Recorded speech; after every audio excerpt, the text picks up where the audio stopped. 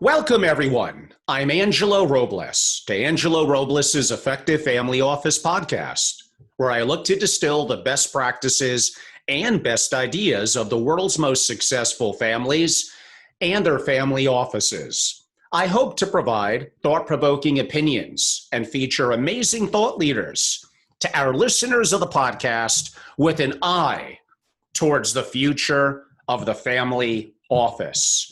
I am really excited about today's podcast and guest.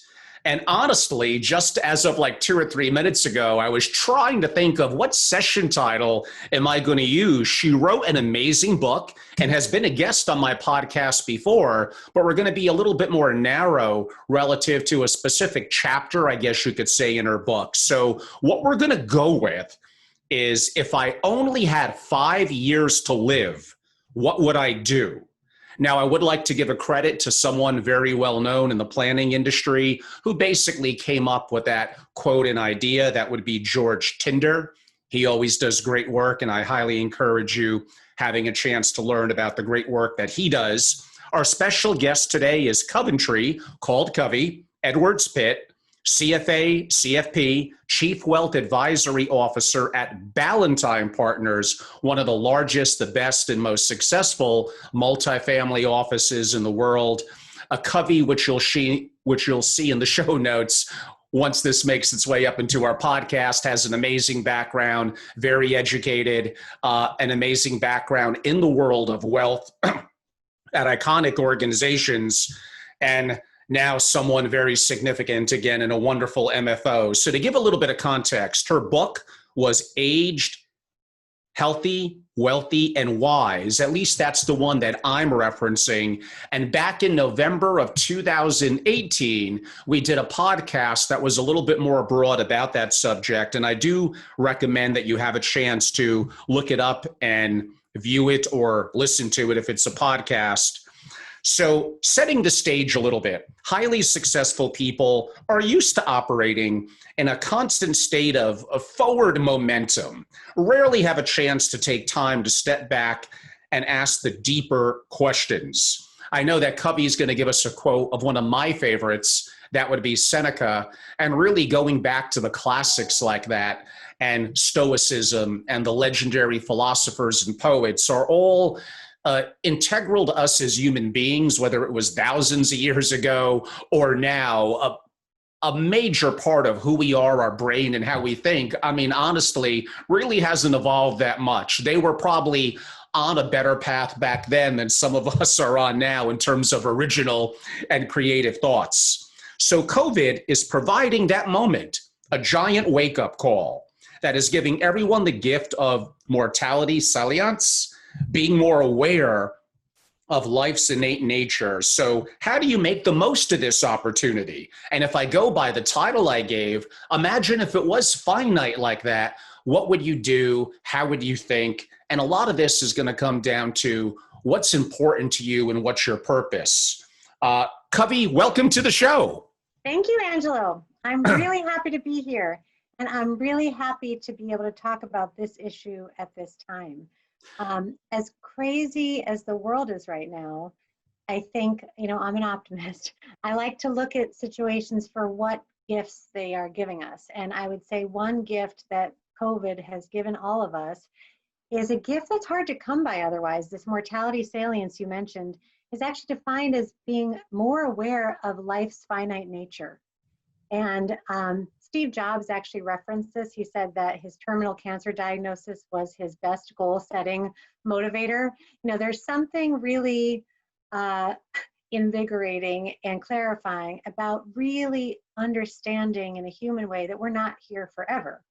And then taking that realization and building on it to say, okay, if I'm not here forever, what's really critical to me that I do, who I become?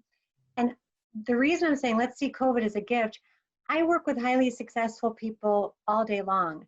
And I think part of how highly successful people get as successful is that they don't tend to spend a lot of time sort of quietly reflecting in solitude. They're busy, they're going, they're typically scorekeeping in one way or the other, they're achieving. And sometimes it's hard to step back from that momentum and really take stock. And so I think what we can see this opportunity as giving us is, let's all do that. I mean, we all, I'm sure, feel a heightened sense of gratitude for the safety of our loved ones if we happen to have that blessing right now. But let's also think about, I also talk about how much time clients are used to spending in the investment world allocating their investment assets, stocks, bonds, hedge funds, et cetera. But how much time do you put into allocating what really matters in life, which is your time, and how you're using your resources to give meaning to your life or to accomplish the goals you really want to accomplish before your time here on earth is over. So yeah, I'm really excited to be able to talk about this, as you can tell. Yes, I could tell. And yes, admittingly, by the subtitle, I guess, that we're going with, aged, healthy, wealthy, and wise, we are making the assumption of some level of success, which some will define from financial. So perhaps that is not going to be an issue that is going to cause worry, like unfortunately it probably does for many, and causes many from being distracted from perhaps what their true purpose and core or goals are. And that's perhaps a subject great to cover as well for a bit of a different time. I'm kind of reminded of the importance of defining who we are, the legacy that we want to live, and our importance. And I referenced this TV show on Netflix a couple of times, so some of my members are probably going to roll their eyes. But there's a very popular show now called Money Heist. And one of the characters, whose name is Berlin, he's the brother of kind of the lead character, is effectively has a terminal illness. And his time is basically running out about now. Now, they're thieves. So I'm not saying that there's someone of moral character that you'll necessarily want to follow. But the concepts of how he said, in some ways, and he's probably in his late 40s, it crystallized his idea of what he wanted to do. In some way, he felt, I feel sorry for all of you that don't kind of have a date. I kind of know mine is whatever, 18 or 24 months away. Now, again, I'm not saying I agree with that, but he did bring up, although it's fictional, some intriguing points. And to you, Covey, what does that mean? Imagine if I reflect in my 40s, unfortunately, I'm a little older, that I've already reached a level of financial success. How do I now define my purpose other than my business or my career? How do I do that? Yes, there's lots of ways to do that. And it really is a mind shift. And we'll talk about that. I mean, if you've essentially defined success as the balance sheet growing, or your business doing well, or seeing nurturing a next generation of employees or things like that, now you have to move on to this next thing about, what do I really want to get done? So you mentioned George Kinder, Angelo, and so George Kinder founded what's called the financial life planning movement. But he talks about 3 questions, and I'm going to share those with everyone today. I use these questions in my work with clients, and I find them to be really helpful. So one of them is, if I go to the doctor and I'm told I have 5 years to live, what does that mean I want to change about my life? What do I want to make sure I get done? I love that question because it does sometimes bring to mind this mortality salience. It also brings to mind that there are things you truly would regret. And it can help populate a list of things that will give you a sense of purpose and motivation. I think sometimes what people struggle with is they've gone through these phases in life where purpose is sort of served up on a silver platter. You've got a busy career life, you've got kids who need you, you've got all kinds of stuff going on. You can barely, get through your day. And then there's a time when that all abates. And now you need to recreate what is going to give you a sense of purpose. So I love that question. The second question is, if I go to the doctor and I'm told, this is it, today is your last day here on earth. And the question then goes on to say, what's the first thing you regret? Who do you regret not having had a chance to become? What do you regret not having done? What relationships do you regret not repairing? I really love that question, and I encourage my clients, and as we're all sitting here working from home with a little more time for reflection, perhaps it's a great one to just sit with. and take out a notebook and start to make that list about what are those things you would regret. I have to share, Angelo, when I wrote this book, you know, I'm in my mid 40s too, and I found I got a gift writing this book because starting to focus on this mortality salient, starting to ask those questions and answer them for myself. I have a whole side, artistic, creative, drawing flower side of my life. And that little voice in my head, when I asked that question, started to pop up and say, I would really regret not having tried to do something more meaningful with that side of my life. So our firm just passed a sabbatical program. We get to do one every 5 years for 3 months. And I took mine in January and I worked on my art business. And I tell you, I have such a great sense of peace having actually attended to one of those things that would otherwise have caused me a great deal of regret. So I encourage people to do that thinking. And you mentioned Seneca. The quote I wanted to share was, "It is not that we have a short time to live, but that we waste a lot of it. Life is long if you know how to use it." And I just think that's so true. And I think you said, you know, we're fortunate if you happen to have the financial resources to be able to think about purpose. That is a fortunate position to be in, and one that not everyone is in. And I turn that around to say to my clients, so access and take advantage of that good fortune. Don't squander it. You know, don't not do the thinking about these deeper questions, because a lot of people in the world would love to have the opportunity to sit and think about, if I had all these resources at my disposal, what do I want to use my life to do? So, okay, we can keep going. I've got more questions if you want to hear more. Oh, no, there's a lot of questions, but don't look at me the answers. I'm going to be asking you the questions to give us the answers because I don't know them. I just have the questions. So, you know, related to that, and I'm thinking of myself, and it's true. I mean, we all have regrets. Like the Frank Sinatra song said, it's true. We may not want to admit it, but it's true. So was it George Bernard Shaw who said that youth is wasted on the young? And I think back to my teen years, my 20s, and probably up to my 30s of things that I would have and should have done differently. Now, I don't know what direction that would have led post that age group, maybe better, about the same, or worse relative to where I am now. But you're also correct. When I think back in that era in time, I don't think about making more money, you know, per se. I think about experiences that I missed out on during when I was arguably at my physical peak, etc. Relationships that I maybe passed on or didn't take an opportunity with. And those are the things that I would want to take with me. It's my experiences, is not necessarily my worldly possessions, which in a short moment may give me a sense of pleasure because I am a little materialistic. I'm not going to lie. But like a kid with toys, what happens is we play with it for a day, a week, a month, maybe 2 months. And then the next new toy, you know, is the star, and that gets put in, you know, the other former great toy is now gone. Well, it's short-lived. It's a great segue actually to the third question. We got a chat question about what's the third question. I mentioned George Kinder's got 3. The third question is, I love this one. Sometimes I start with this question. How would I change my life? What would I do if I were totally financially secure? The reason, or if I had all the money in the world, what would I do? The reason I love that question is, for all intents and purposes, my clients, and probably, you know, many of you on the phone, do, relatively speaking, have all the money in the world. But you probably don't feel like you do. You know, there have been some fascinating studies that show that no matter how much money people have, they feel that that about double that amount would be sort of the right amount of money to have. You know, everything is relative. And so I think it's actually a fascinating intellectual exercise to say to yourself, okay, what if I actually took all these things, to your point, Angela, about the new shiny toy or the toy that has lost its meaning?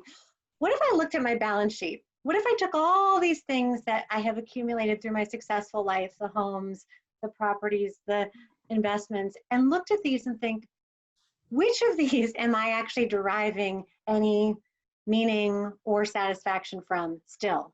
I might have a lot of stuff on there that made sense to me 30 years ago, 20 years ago, and I'm still caring for and stewarding it because that's what I do. I'm a responsible person. I steward these things. Or maybe I think my children want them. You know, I've got this family compound and I'm thinking forward to someday when I'm picturing great-grandchildren playing there. But I encourage people to take the next step and actually talk to their kids about those assets. Hey kids, if I died tomorrow, which of any of these things would you actually want? The paintings, the homes, this. Sometimes people are really surprised by how few of these things the kids want. And although that can sometimes be a painful conversation, the upshot of that conversation, once the emotions have settled, is very freeing. Hey, maybe I don't need to have all this stuff anymore. Maybe I should think differently about these assets. Maybe I just feel like I just got a lot more money that I can be free to deploy while I'm still living, while I'm still here. And to your point, Angela, you were saying about things that mattered when you're younger and may not matter now. David Brooks has a great book on this. It talks about sort of the resume virtues versus the eulogy virtues. And that's definitely a part of this, and we'll talk about eulogies in a moment. But I think sometimes people do say to the question, is it too late? I wish I'd been thinking about these things in my 40s. Now I'm in my 60s or in my 70s. What I would just say about that is it's never too late to be thinking these things. It's never too late to ask the question of your children. My daughter and I are reading Eric Larson's new fantastic book about Churchill in the years 1940 to 41, in his first year as prime minister. What might shock everyone on the phone, or maybe everyone's really learned it, and this won't shock them, Churchill was 65 years old when he stepped into office as prime minister in 1940. He didn't become the Churchill that we know of as the Churchill who saved, Western civilization until beginning at age 65. And so I feel like there's always a chance to reinvent yourself, redefine your legacy, redefine what people will think of as your contribution to the world. And it's worth doing it when you can. Yeah, that's an interesting point with Churchill, who, although has had some successes leading into then, he's the first to admit in his biography he had multiple failures. Really leading into, like you said, especially back in that era, 70 plus years ago, 65 was like being 80 now. I mean, he was drinking 5 whiskeys a day and smoking cigars. And he says, in terms of sort of like, what has my life has come before meant? And there was this really poignant quote where he says, I feel like everything I've done up till now, including all the failures, has prepared me to be right here at this moment. He felt this deep sense of gratitude to be the person asked to be in this job. I mean, imagine a lot of people would have probably gone running from that job. And he was like, I feel like I'm exactly the right person who could not only beat off the Germans, but actually, emerge victorious. So he took all that life experience and those failures into a mindset that helped him succeed. But it was amazing to me that didn't even start until a time in life when, supposedly you're supposed to be thinking about retiring, which I don't tend to recommend anyway.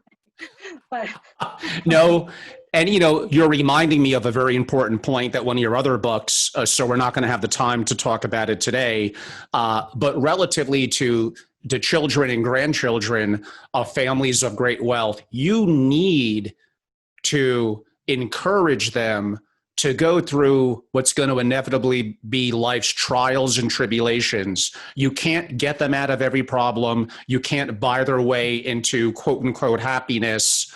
You're providing a strong family foundation, a roof over their head, and healthcare, but you need to let them define their purpose, what's important for them, and they need to struggle just like all of us will inevitably will in our personal relationships when we're young and growing and experiencing new things. You can't always have that net, when they're doing their walk on the high wire. It's so important. And now, sometimes the problem with parents and grandparents is, especially if they come from a little bit more of a challenged background, is they don't want their kids or grandkids to go through that. Yet the irony is that's kind of what made them a little bit of who they are. How would you weave that into this discussion? Because now you have the opportunity for someone a little bit older to reflect and maybe think positively about, like Churchill did, about some of the challenges that they had and how they could help or guide a younger generation in their own way. Yeah, I think that's such a good question. I think everyone on the call could sit and just spend a moment reflecting on the greatest lessons they have learned in their life and think, what are the things I really learned? And then think about what taught them that lesson. And I bet it'll be some failure they experienced, something that they didn't get right at the time. And then you think, okay, if I pave that road for my child so successfully that they never experience any of those failures, I will also be depriving them of learning all those lessons. Sometimes I use the metaphor of, any parent knows that joy of watching their little toddler climb up the stairs for the first time, and the parent sort of sits back and smiles and watches the kid and knows they're sort of going to take it slow and fall down a couple of stairs. But no parent would sort of dream of stepping in there and lifting that kid up onto their shoulders and putting them up 4 stairs so that they could get to the top of the stairs quicker or with fewer stumbles, because there's this deep faith that I know it's going to take a long time, but my kid's going to figure out how to climb the stairs. Some reason, as we get older and our kids get older, that faith about your child's ability to be able to figure that out on their own erodes. And what also happens is your ability to help them compounds because you have more wealth relative to where they are. Sure. And it becomes both a matter of it's harder to trust your kids because the world's harder and everything. And well, kids these days, they don't have the same opportunities. There's all these things you could say. But also what I see really struggling, parents struggling with is if I can help them and I don't help them, I'm denying them help. And that sense of denying their child help is too much for most parents to bear.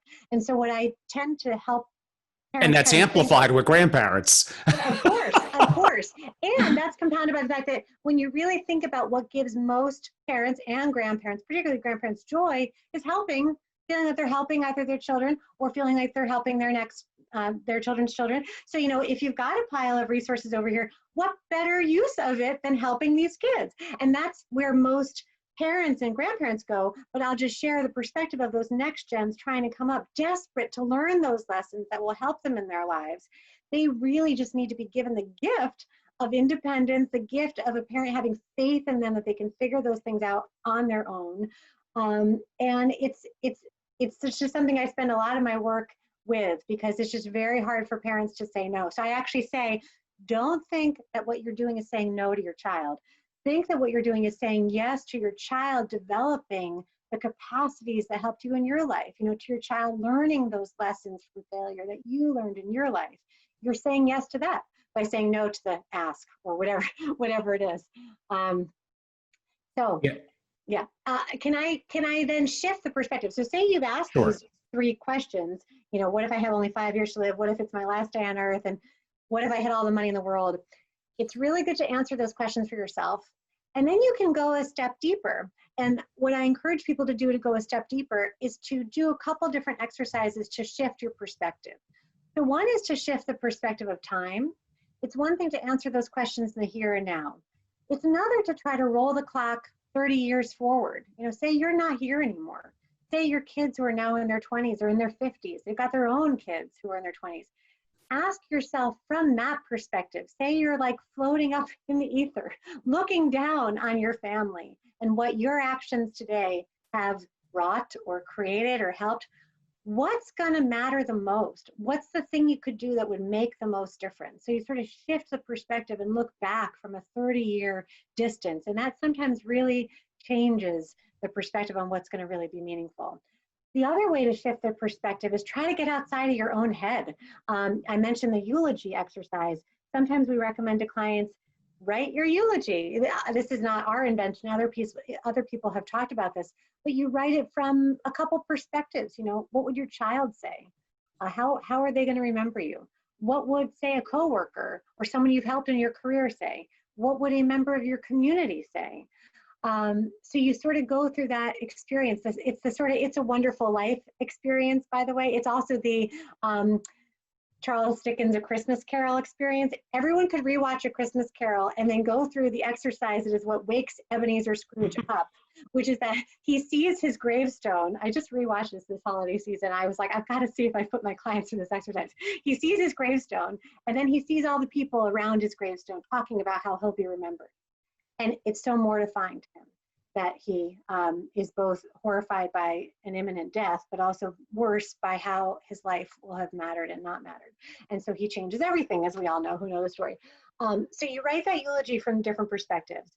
And the final way I'd say shift the perspective is try to advise yourself. What if you became your own advisor? What if you could step outside of yourself and see yourself standing over there and say, well, what did I say to this person? Then you'd have a different way of looking at things that way. So Well, that relates a little bit to, I think, what you also define as psychological hurdles, a transition from wealth accumulator to wealth allocator. And some of this would relate to the terminology that we use in our community of being a steward. Right. Yeah, exactly. And, and so on the wealth accumulation to wealth steward transition, I was mentioning earlier this concept of scorekeeping. So, if you've gone through life and success is essentially growing assets, growing wealth, sometimes what happens is either you go through a situation like COVID or some other life milestone will happen. I was talking to a gentleman once at a conference, and he said, it's been the most fascinating week. My first grandchild was born. And when my first grandchild was born, I, for the first time in my life, had this epiphany that maybe I have spent enough time thinking about how to accumulate assets. And maybe now I need to spend some time thinking about what to do with the money I've accumulated. And it was really the birth of this grandchild that shifted his perspective.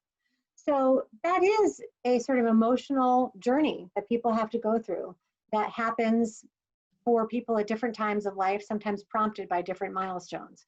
I do think COVID is prompting it for more people. And the other emotional transition to go through is, especially I was talking about in my aging book, what can be hard for people at the later stage of life is if you're really trying to move on to something, some new thing that's going to give you purpose, you have to let go. You have to let go of managing that business that you founded. You have to let go of perhaps running your family foundation rather than letting your children run your family foundation. There's this whole process of letting go. I interviewed a guy for the book who founded a fantastically successful business. And in the early, say, 20 years of that journey, he defined success as, I run this business, and this business does exactly what I want it to be. It is my vision that I execute. And what he realized as he got older is, if I want this business to survive me, what I need to now focus on is empowering this next generation of leaders and mentoring those people. And that was a challenging psychological evolution. It took about 10 years to go from being in the thick and middle of every decision that was made to now being totally removed from most decisions, but still being quite involved in the mentoring and empowering and training of that next generation. And he said that transition was so, it was challenging, but it was actually so transformative for him for his life that he now defines his entire purpose around that. He says he thinks about the next 15 years of his life, and how he decides what to do is he thinks ahead to his funeral, and he pictures someone standing up at his funeral and saying, who here has Lawrence helped? And he would like the whole room to stand up. And that sort of is his motivating impetus now, which you can see is a very different psychological motivator than, I run this business and I get to execute every day. And it took him about 10 years to go through that. And that's a natural evolution. And so back to the question about the kinder question, if I were to be told that today's my last day on earth, what would I regret? One of the reasons I think that question is so important and so powerful, that question helps you populate this list of things you feel like you really got to get done. And you need that list of things you're excited to do to motivate you to let go of anything you've been entrenched in for a while. If there's nothing pulling you, nothing you're excited to go towards, it's almost impossible to let go. It's like you're jumping off into a void, and no one wants to do that. So it's much easier to have something that forces you to let go. I'm really busy now doing this new thing, and so therefore I can't be in the middle of every one of these decisions. And yeah, kids, you want to run this foundation? Sure, because I'm busy doing this thing. So I encourage people to try to populate that list of things that will be exciting for them to look forward to do. No, that's very true. So there's a couple of questions I would have. What assumptions underlie how I'm spending my time and money, and have I reassessed those recently? Shouldn't that be a question I should be asking? Yes, and it's really important to reassess these assumptions. And I've heard sometimes from clients that the other dynamic that goes on here is that when you say you've run a successful business or company and now you are managing your money and you're sort of in charge of everything you see during your day. You run your own family office, you make these decisions. Is anyone challenging you? You know, is anyone asking you questions like, hey, you know, have you thought a lot about, or have you thought at all about whether these things in your life are still providing you meaning? You know, it's important to actually take the time to be challenged in that way and to ask yourself those questions if no one is asking them of you. I've heard people say, you know, in talking with you and in asking these questions, I realized that there was sort of a list of reasons why we feel constrained, but why we can't do X, Y, or Z. And when you really think about it, we don't know why we feel constrained. You know, sometimes people feel like I can't. You know, they might make that list of it's important for me to do X, but the next column is, but I can't because of Y. And it's really interesting and important to really think about those list of I can'ts and think, does that have to be? You know, why is that? And start to free up some of the assumptions underlying that, whatever's making you feel stuck. So yeah, I like questioning, having people question their assumptions and just take a fresh look. You also ask, what are the responsibilities and activities occupying my time that are giving me the least amount of pleasure? Right. So it's kind of taking stock in that, identifying it, writing it down, and often wondering, should I just completely drop it? Or if it is like a business situation that you noted, there may be someone who's better than me at that, that has more passion and purpose and more skill behind it, where why do I need, like I feel, to control everything, and I'm doing things that don't give me a lot of joy anyway? Exactly. Right. It's really important to ask that. Sometimes people they confuse busyness with purpose. You know, I'm busy from morning to night, but how much of that busyness is actually something that's going to matter to you in the long run? And this question about, I could give it up if I would only trust my kids to run it. Oh, but I've got these issues about whether I trust them to do this or that. That's why I love that question about, how will I think about all this 30 years down the road? 30 years down the road, most people would want their kids to be competent, in charge, running things, being in charge of their own lives. So then you work back from there and think, if I don't feel like they are that now, if I don't feel like they can run the business now, if I don't feel like they can be financially independent now, when is that going to happen? You know, when is that going to happen unless I start to change some things here and now?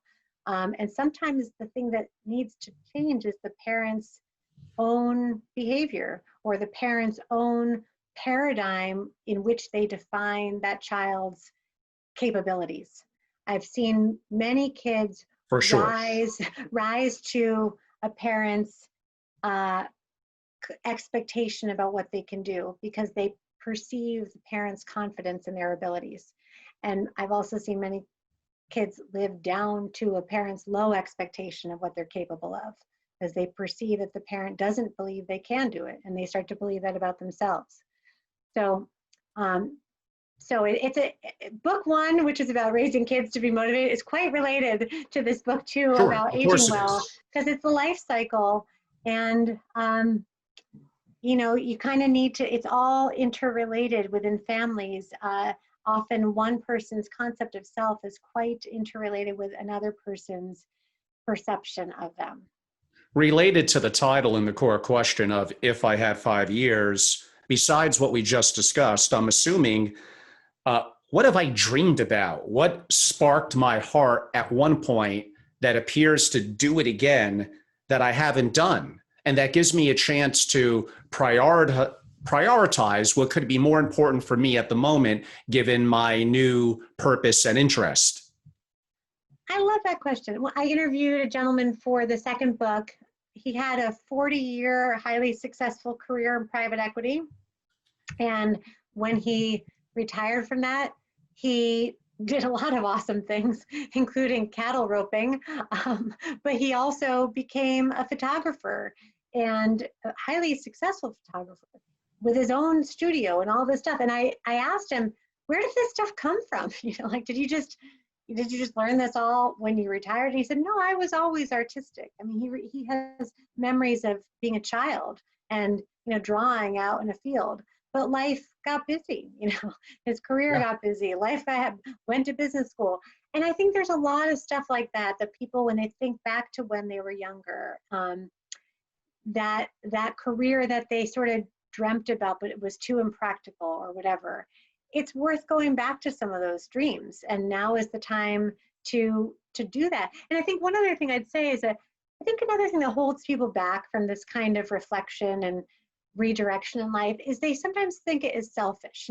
Is this selfish to think all about me and how I should spend my time and what's going to give me the most joy or the most meaning? Shouldn't I be doing something else? And what I would say is we all serve as an example for those who look up to us and will follow us. So, what better example than being able to find meaning and joy later in life and to live a contented life? That was for me very inspiring about writing that book, that I got to interview all these really cool, fantastic people who were happily engaged and content in, their 70s through 90s, essentially.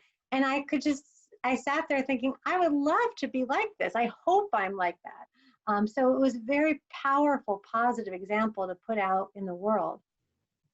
So I suppose in looking through some of the steps, it's important to reflect and kind of assess what's important for me, what are my goals, and in looking at that core question of the 5 years, what would I want to spend my time doing, and why am I not doing it?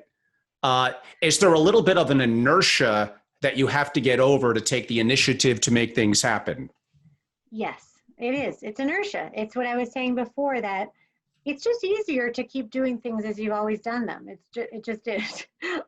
It's like the process of starting any new habit.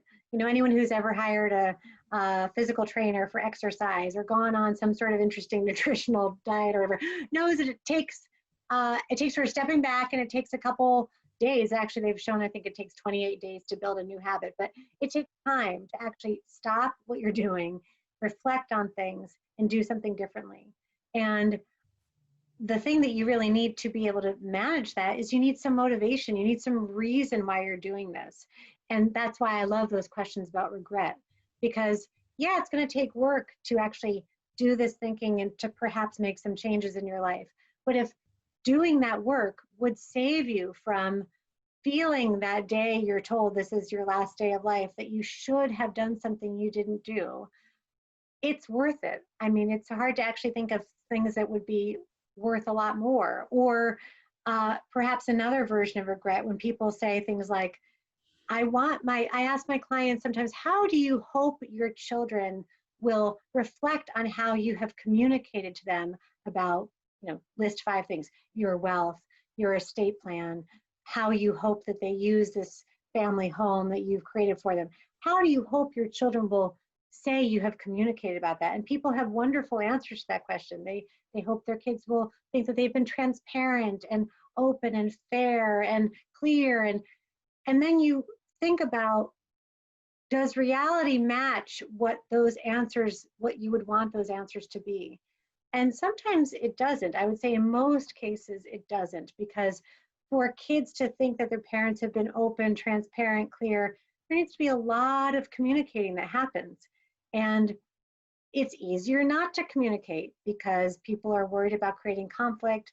They're worried about their kids asking questions they don't want to answer.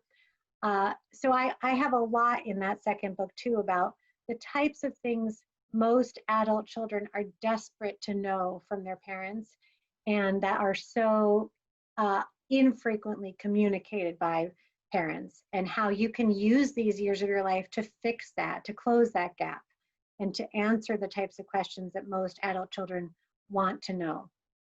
One thing that I realize with families of success and the wealth creator, whoever that might be, is it's hard for them to admit perhaps sometimes their stumbles and their failures. But imagine when their children were younger and impressionable, if they could come back at the end of a day or a summary at the week and say, hey, I'm building towards something great. There's good things going on, but oh my God, I made these 3 terrible mistakes this week. We all tend to think of our parents, especially one that would look outwardly as being highly successful as being kind of like Superman. And I know that sounds charming a little bit from afar, but that's not a positive, probably after you get about 6, 7 years old.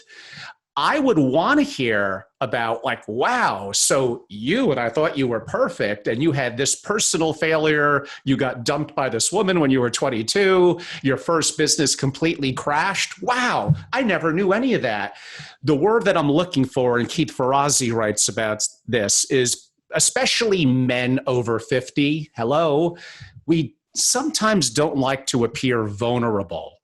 Yet this generation upcoming, this generation Z and millennial, that's how you relate, and that's how they relate to you, is you express authenticity and vulnerability. And sometimes that's not easy for some of us to do. That is such a good point, Angelo. And what I would say, which would perhaps provide a bit more motivation to feel like you should be vulnerable, is it actually will increase the resilience of your children to understand what you have struggled with, where you failed, and how you came back. There's a fascinating study that was done.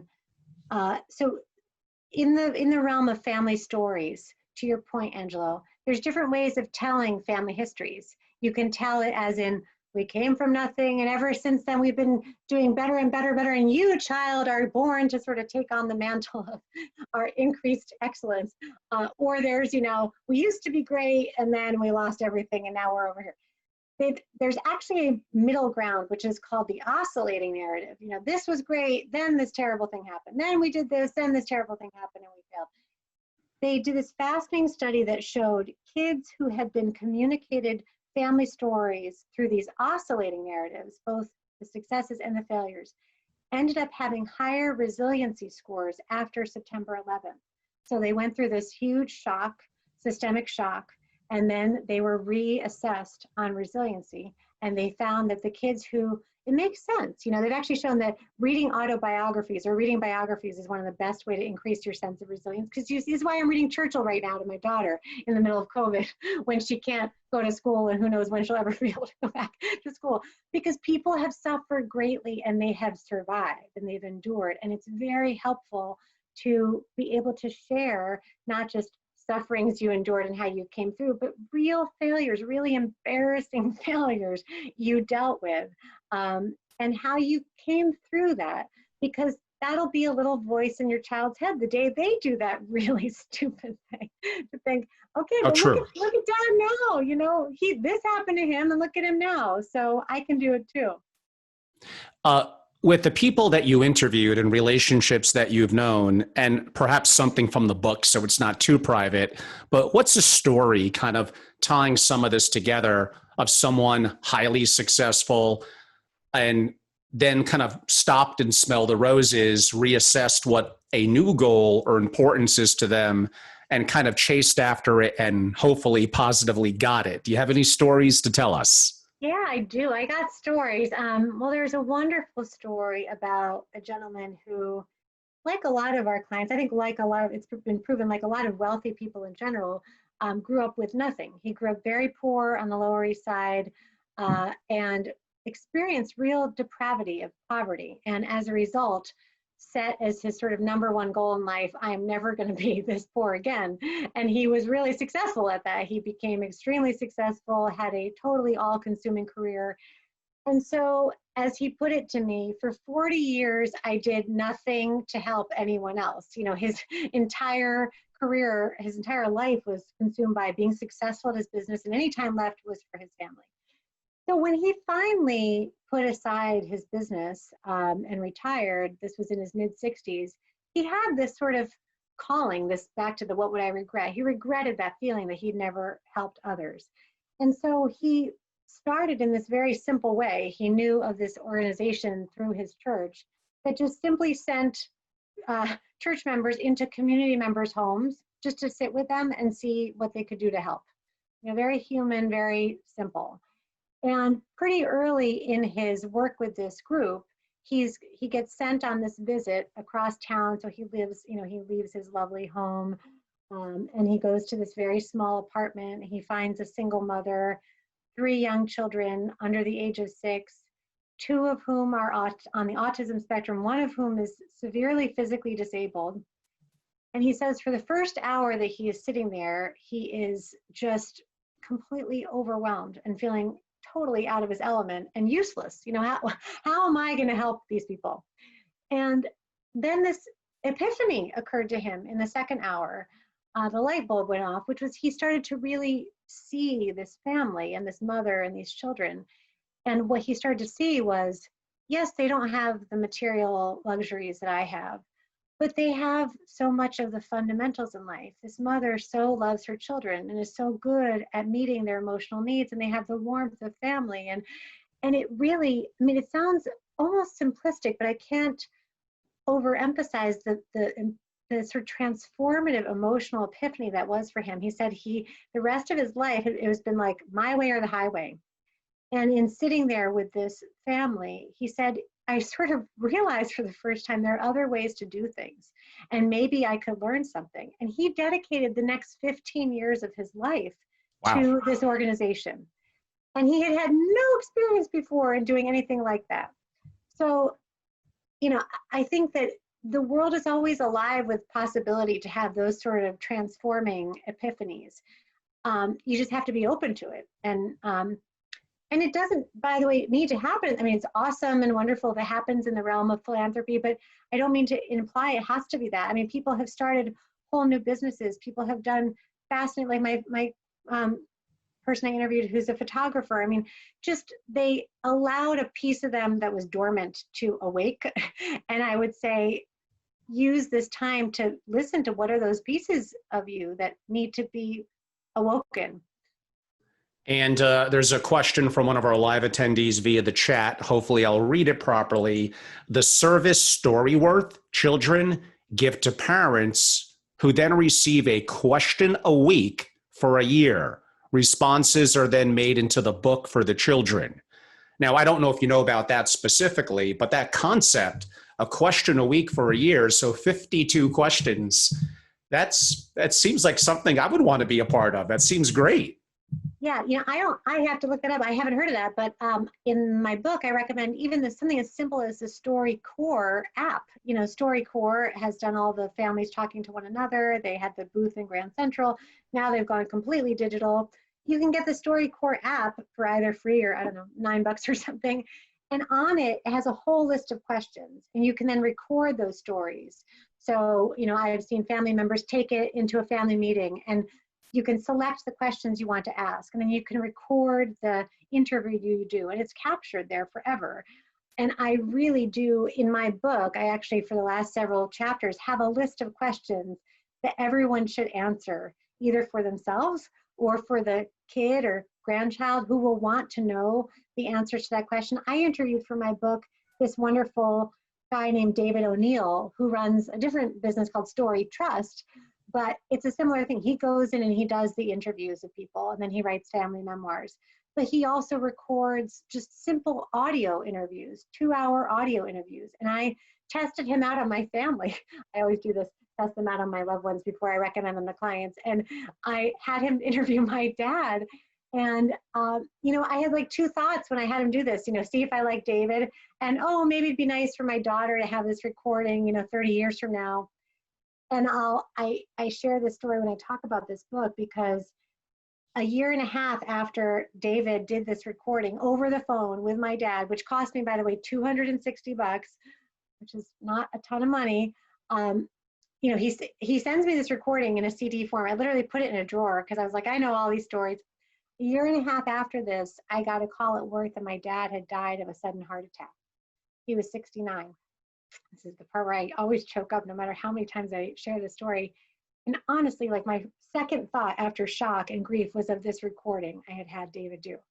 And 3 days after my dad died, I sat in my car and I listened to this. And it was a complete miraculous gift to have his voice and his laugh and these stories. And it just, the reason I put that story in this book is, here I'm in this field. I recommend these things all the time. And it wasn't until I lived through this myself that I truly understood the priceless nature of these types of things. And it's so easy. You can do it on your phone. So I really recommend everyone, leave this call and go and record anyone you can in your life who's still there. And don't forget about yourself. I talk in the book about how there was a real uptick in recordings like this after September 11th, parents recording messages to their children, because you never know when it's going to be your last day. And what is that thing you would wish to be able to communicate to your child at that time? And you can make that recording today. So, I really, since this happened to me in my life, my husband and I now hire David once a year, and we have him just sit and record us for an hour talking about my daughter and her life and what she's up to. And I started to do this because we used to write her a letter on her birthday every year. And I'd have to take a day off of work to do this because it was 10,000 words, is this whole thing. And it was a whole endeavor. And David O'Neill said to me, you can say 10,000 words in an hour. And I was like, I could probably say 15,000 words in an hour. But we're going to redo this as a recording. And it's been awesome. So now I've got 7 years of these recordings, which I don't know if she'll ever listen to, but it makes me glad to know they exist. And she could listen to them if she ever needed to someday. So. Yeah, no, thank you for sharing such personal thoughts and stories. It's very helpful in understanding. You mentioned that each chapter, including the one that we're more focused on today, has questions. And just by coincidence, I happen to have some of those in front of me now. I'm going to ask a couple of them, probably not all 9 or so of them, and what it means to you and how you would articulate it to a client or relationship. One of them, if I were told tomorrow would be my last day on earth, what would I most regret not having done? When did I not get to be? Yeah, this is this George Kinder question that if you have time to answer only one question, I would do that. I would answer that one because it really has a way of cutting to the core of these buried dreams, I guess I'd say, things that have long or buried regrets, painful breaks in family relations or other things that you truly would feel very badly about if you didn't do something to correct. And it's your chance. What I think is so helpful about thinking this way is it makes you feel like every breath you still get to take is a gift. It's a gift to do these things. You have the gift of time, which is only a gift if you use the gift of time. So, you just don't want to squander it. And I think that's why this is a very salient conversation amid COVID, because both we are all being reminded that life is short or can be short, and there is sometimes more time. People are sitting at home with family. They're having more time to reflect, and it's useful to leverage and actually harness that time for meaning. The next one that I'll pick, we did kind of cover to some degree a little bit earlier, but what did I dream of doing when I was a young child? Or whatever, you could apply that to a teenager or a young adult. Yeah, I mentioned about how I did my art stuff on my sabbatical. That goes way back for me. I remember waiting. My father, who, as you know, I love dearly and has passed away, but was also perennially late to pick me up in his life. I have these very clear memories of sitting in the principal's office in elementary school after school ended on a Friday, waiting for my dad. And I spent that time drawing. And, I remember that. And part of what I thought to myself was, I want to get back to that, so that there are probably memories people can access of things they used to do before life took hold. You have an interesting one. It's if I am resisting change at work or in the home, what is it that I am afraid of? That's a great one. It's really good to name your fears, I think. I talk about fear a lot with my clients. It's very salient in our work. I actually think our industry somewhat runs on fear, Angelo, to the detriment. Yes, of course. There's what's interesting, and I'm so glad you brought this up, because What I see our industry doing is defining fear typically economically. Money lost, money out the door, alpha not generated, opportunity cost. Where I see things really mattering is fear being defined as relationships that didn't get repaired, children whose capacities weren't developed because their parents didn't trust them, marriages that broke up because, painful estate planning strategies were never discussed appropriately, or siblings who don't relate to one another anymore. I think those are the fears that really matter, to think about what could really go wrong in your family and how to address that now. And I think our industry sadly gives short shrift to paying attention to those things. So in this book, I talk a lot of it about, think about how those who will be left with trying to understand what you left them, through your estate plan. They're handed the 80-page revocable trust or whatever, and they try to make sense of the legalese, which, as we all know, is impossible. And, try to think, what are they going to make of this? Why did you leave things this way? I've had Next Gen say to me, it's ironic that people use the word trust for trust, because all it conveys to me is the opposite of trust. All it conveys is that my parents didn't trust me with this money. And I'm not to say I'm down on trust entirely, but just to say that is the perception Next Gens often have of how parents have intricately planned for money to arrive in their lives. And so it's really important to think about how your kids will hear these messages that you have left in your strategies, that will be all they'll have to take if you don't communicate more specifically what your intentions were. That's for sure. And that all comes back and relates to the unique dynamic inside of families and communication, which, again, communication is not just articulating your thoughts. It's probably more so being an active and willing participant as a listener. But it's those things, identifying our purpose, our values, developing preferably written, but at least articulated mission and vision statements. And again, communication and love, I'll use that word. We know because we're in these communities with $100 million plus families, but people from the outside looking in, or sometimes advisors servicing them. Oh, how come the wealth doesn't last for more generations? I'm sure it's because of bad investments or bad wealth or estate transfer planning. It could be. That could be a contributor. But most of the time, as we know, and the work of Kinder and so many wonderful others, JUs and others, it's the family dynamics that are the most important to continue the wealth and riches beyond financial wealth, but spiritual, social, intellectual, etc., in the family generation after generation after generation, and just gets so overlooked by the vast majority of people in wealth management and in the MFO community. And again, I realize it's a little different for and I know it's going to sound snooty, but for the under $100 million crowd, but the concepts of it are still relatively the same. What do I really want, that you ask, by the way, in the book, as opposed to what I think I should want? I found that to be an interesting one. If you could dissect that for us, please. Sure.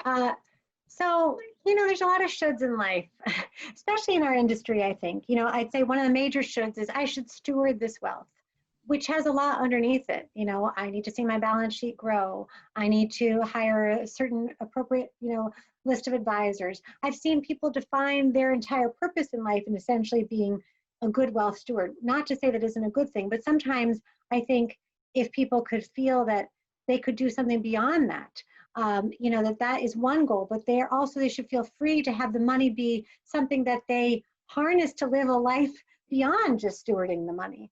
Money is really a tool that is incredibly useful, but it requires thought about how to apply this tool. To your point, Angela, about, I'm actually seeing COVID bring this all to a head. COVID, racial justice reform, all this is coming to a head in terms of how the generations in a family have the opportunity to speak to one another.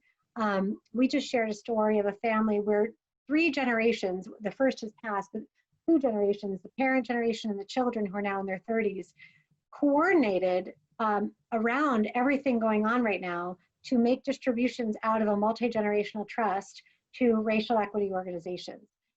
Now, this is a really interesting thing, because to your question about shoulds, the shoulds were don't distribute out of the GST trust. You know, it's there for a reason, it's there for your heirs.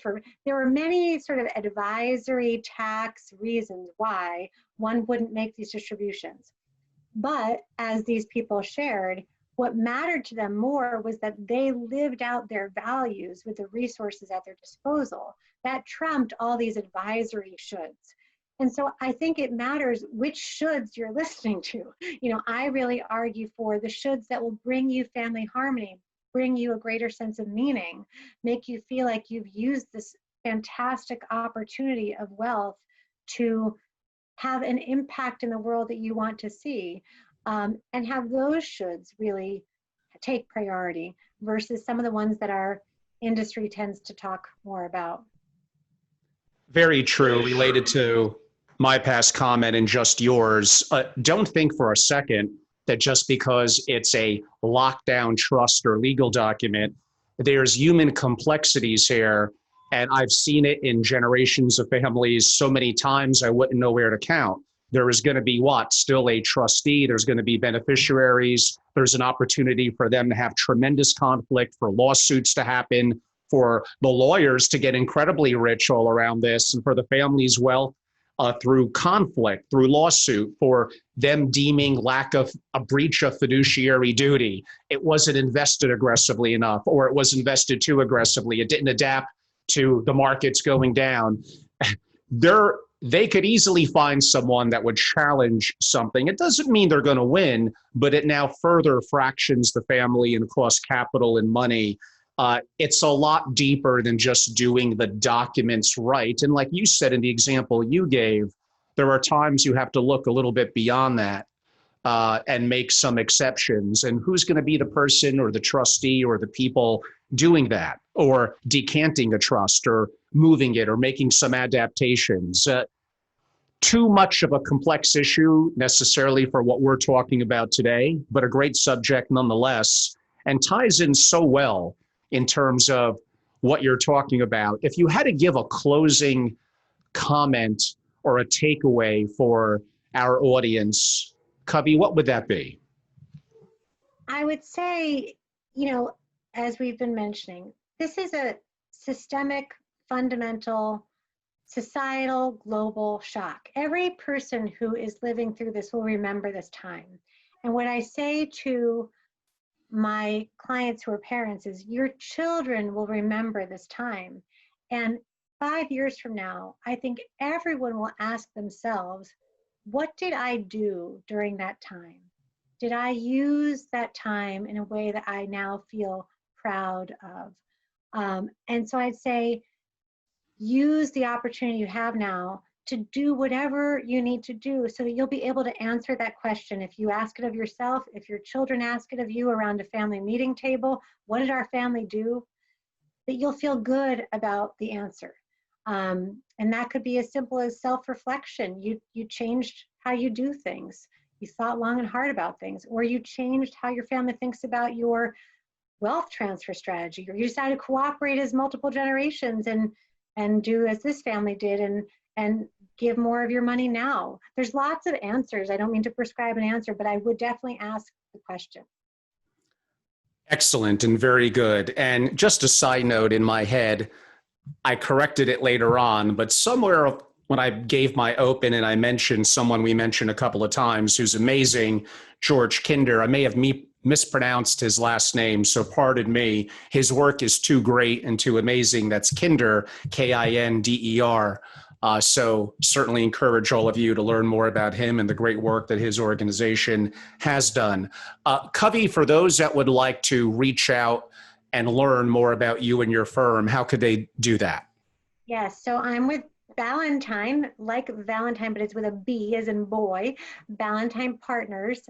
And we've got offices not only in New Hampshire and Mass and Palm Beach Gardens, but all over now since we're all working from home. And This is my wallpaper. And actually that's going quite effectively. But I would say that seriously, I do on the books, I do work obviously with the firm, but also through the firm, I speak on the books, which now is taking the form of doing a lot of Zoom calls since I'm not doing in-person conferences. And I also consult on the book. So all these issues we've been talking about, I've done projects for families just around these issues. So I'm happy to talk to people about that as well. So. And kind of the names of those two books, which kind of coincide. Yes, so there's Raised, it's the Healthy, Wealthy, Wise collection. So there's Raised, Healthy, Wealthy, and Wise, which was the first book, 2014. These are both on Amazon. And there's Aged, Healthy, Wealthy, and Wise. And I would love it if people read them, because I do think this is a great time to take stock in multiple aspects of life. And I don't mean to just toot my own horn on these books, but I told through these books the stories of many other people. And these stories really, I have seen from people who've talked to me about how hearing these stories have changed their lives and have improved their relationships. I would encourage people to spend some time with those stories and hearing their lessons. So. Well, we were very fortunate today to have Coventry Edwards-Pitt, known as Covey. It's been a great guest. Thank you to our live audience. Everyone, I'm Angelo Robles. I host Angelo Robles' Effective Family Office podcast, Spotify, Apple, iTunes, Stitcher, and other platforms. And I'm the founder and CEO at Family Office Association, a global membership organization dedicated to families of great wealth and success, providing a significant proprietary content, hosting programming, now digital, but we're incredibly active every week with that, and many other master classes and programming, some of it already there and much of it being rolled out this summer. It's been a very, very creative and an intriguing time for us as an organization as well. I'm very active on social media, our YouTube channel. Subscribe. It simply is Family Office, so it's very easy. The website's familyofficeassociation.com, and my direct email is angelo@familyofficeassociation.com. Covey, thank you so much. Everyone, we hope you all have a great day. Thank you. Thank you.